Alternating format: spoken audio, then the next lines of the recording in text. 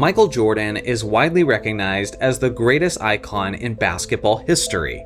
Naturally, surrounding his legacy is a series of major what-ifs.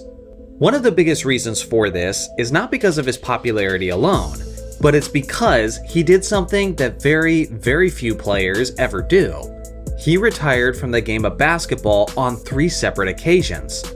Due to this, people are left to wonder, would Michael Jordan's Bulls have won 8 straight championships if he never retired in 1993 to go play baseball? People wonder if MJ could have defeated the San Antonio Spurs in the 1999 finals. And lastly, people assume that Michael Jordan would be the NBA's all-time scoring leader if he never took all of those breaks. But just how accurate are some of those assumptions? Obviously, I don't have a crystal ball, and there's no way we can say for certain how things would have gone. But with that being said, we do have a lot of information and data that can lead us to make some educated guesses on how this all would have panned out. So sit back and enjoy as I break down what history could have looked like if Michael Jordan only retired from the game of basketball just once. First off, Michael Jordan entered the NBA at the age of 21 in 1984, and he didn't leave the game for the final time until he was 40 years old in 2003. So in this scenario, this will be the length of his completed career, which will be a grand total of 19 seasons in the NBA. Now let's start by looking at his first retirement in 1993. MJ's Bulls were coming off of their 3rd straight championship victory, and surrounding that 3rd run was controversy about Jordan's gambling habits. And then that was soon followed up by the tragic passing of his father. MJ talked about the fact that he was physically and mentally tired, and in honor of his father, he decided to pursue another dream, and that was to play baseball. If he didn't make that decision, then he likely would have been a part of the deepest Bulls roster that they've ever had, as the organization added quality pieces like Steve Kerr, Tony Kukoc, and Luke Longley, while keeping all of their starters from the previous three-peat. Despite insane seasonal averages, Jordan only finished 3rd in the MVP race in the 1993 season, and a lot of people believe that this was a result of voter fatigue, since MJ had won the 2 MVP awards prior to that. In reality, the 93-94 Chicago Bulls won 55 regular season games without Michael Jordan. Now with him in the lineup, I think it's fair to assume that they're winning at least 65 games. And with Jordan coming off of a season where he was held back by voter fatigue, I think he would have easily won the League MVP award in 1994. The 1994 NBA Finals would have been a colossal battle between Jordan's Bulls and Hakeem Olajuwon's Rockets. Although Hakeem was a difficult matchup for the Bulls, I still think Chicago easily prevails in this scenario, since it's the deepest team that they've ever had, and that Rockets team went to 7 hard-fought games with the New York Knicks, and this hypothetical Bulls team would have been way more formidable than those Knicks. So as things stand in this what-if scenario so far, Jordan would have won an additional League MVP award, an additional championship, and an additional Finals MVP award. So now let's look at the 94-95 season. In reality, you all remember how this was the season where Jordan came back to the NBA after a stint in baseball, where he only played in 17 games of the NBA's regular season. Although Jordan was still lethal, he was not performing up to his usual standards, since he was still in his baseball shape. Now with a full season where he never left the game of basketball, Jordan is almost certainly performing at a higher level throughout. With that being said, this still would have been a tougher season on Chicago, because the general wear and tear of 4 straight seasons playing into June would have been taking its toll physically. Plus, this was the season where Horace Grant left in free agency to join the Orlando Magic. If we assume that Grant still leaves in free agency for that massive Orlando contract, then the Bulls are now lacking his inside production on the offensive end, and they're also lacking his interior defense on the other end. I broke this all down in detail in a previous video, but in short, I think the Bulls lose in the finals in 1995. Jordan also doesn't win a league MVP this season, since voter fatigue would re-enter the situation, and David Robinson would still be a strong candidate as the leader of the 62-win San Antonio Spurs.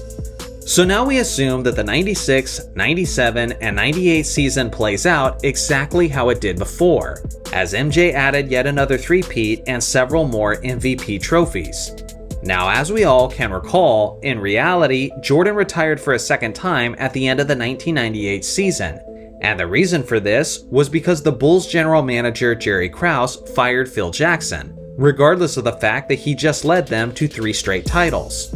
In Jordan's own words, he was unwilling to play for Chicago if they had any other coach other than Phil Jackson. But if MJ didn't have this mindset and decided to stay for a chance at another ring without Jackson, how would that have played out? Well, not terribly well in my opinion. At this point, the age of the Bulls core was beginning to show, as MJ would be 36, Scottie Pippen would be 33, and then Dennis Rodman would have been 37. Also consider how the lack of Jackson's leadership on the bench and in the locker room would affect this team. Phil was instrumental in managing the egos of this squad, and managing the relationship between the players and the executives. All of this pressure and responsibility would have now fell on their rookie head coach, Tim Floyd, who was not suited to manage those players, especially in the case of Dennis Rodman, who in reality did have an epic fallout with the Lakers in the 1999 season. Even with all of these issues, there's still a chance that the Bulls make it to the NBA Finals in 1999, since the Eastern Conference was not all that strong that season, considering how the 8th-seeded New York Knicks was the team that ended up representing the East. But if the Bulls did make it to the Finals in 1999, I have a hard time seeing them as a tired and older squad without Jackson getting past a powerful San Antonio Spurs team, who were strongest where the Bulls were at their weakest, which was the painted area. Ultimately, I think the Bulls would have fallen way short of the championship in 1999, but it is Michael Jordan we're talking about, so you can never write him off completely. After the 98-99 season is where things get really weird and become basically impossible to predict. By that year, Rodman was a shell of his former self, and would only play 12 games of the regular season before his retirement. Although Scottie Pippen was still competitive, he was reduced to a 12 points per game role player rather than a 20 points per game sidekick. If Jordan was to remain with the Bulls for the 2000 and 2001 season, I think it's fair to assume that Jerry Krause would have tried to retool the team and make some major trades to give MJ a contending supporting cast. But given the age and the physical shape of the assets, I kind of doubt that he could have pulled that off. Plus, this was the era of the Shaq and Kobe dynasty, so there's no realistic way that we can expect the Bulls to compete with that Los Angeles three-peat squad. Then MJ does his couple seasons in Washington, and his career is all wrapped up in the summer of 2003. So at the end of Michael's career, if he had never retired, he would have had 7 championship rings instead of 6. He would have had 7 finals MVPs instead of 6, and he would have had 6 league MVPs instead of 5, tying him with Kareem Abdul-Jabbar for the most in NBA history. He would also have a 7 out of 9 NBA Finals record, which certainly isn't as clean as 6-0, but it is more success overall. But what about his scoring records? Because that's a lot more time in the NBA. Well, in reality, at the end of Jordan's career, he had a grand total of 32,292 points, which currently has him in the 5th spot on the NBA's all-time scoring list. So let's get started by trying to estimate what Jordan would average in his first 2 seasons after his retirement. First, we need to subtract Jordan's 457 points in his 1995 season from his grand total, since he will instead be playing in the entire season. Well, in the 4 years that Michael Jordan was playing in the triangle offense leading up to his first retirement, he was averaging 2,569 points per season. Considering his age at the time, I think it's fair to assume that MJ would have maintained this pace in 1994 and in 1995, which means that we need to add 5,138 points to his career total. That gives him 36,973. Now we need to add the 99, 2000, and 2001 season. In his 3 seasons leading up to 1999, Jordan was playing all 82 games, while his points per game averages continued to decrease by just under 1 point per season. If we assumed that this trend would continue and adjust for his lockout-shortened 1999 season, then he would have theoretically scored another 5,728 points over that 3-season stretch, which now brings his grand total to 42,701 points. This would make him the all-time leading scorer ahead of LeBron James, although LeBron could still potentially catch Jordan depending on how long he's willing to play.